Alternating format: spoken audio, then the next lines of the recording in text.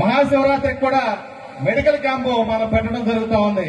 అలాగే మా బావగారు నరేంద్ర బాబు గారిని ఒకసారి, నరేంద్ర బాబు గారు మనం బేకర్ సెక్షన్ నుంచి వచ్చాం, భగవంతుడు మనకేదో మీకైతే విద్యపరంగా కలగజేశాడు, మాకు ఆర్థికంగా కలగజేశాడు, ఎంతో కొంత మనం ప్రజలకు సేవ చేయాలండి, అది నా ఆశయం అండి.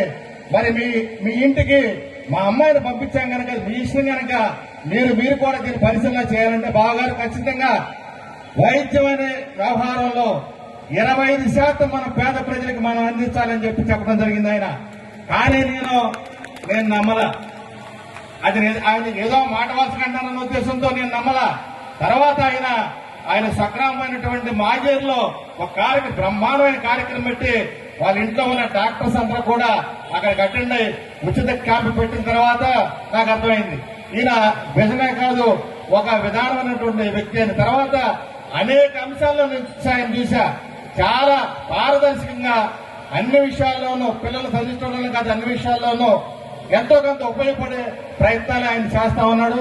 ఆయనకి సభాముఖంగా ప్రత్యేక ధన్యవాదాలు తెలియజేస్తా ఉన్నా. అలాగే మరొక విషయం మీ అందరికీ తెలియజేస్తా ఉన్నా, ప్రతి వాళ్ళు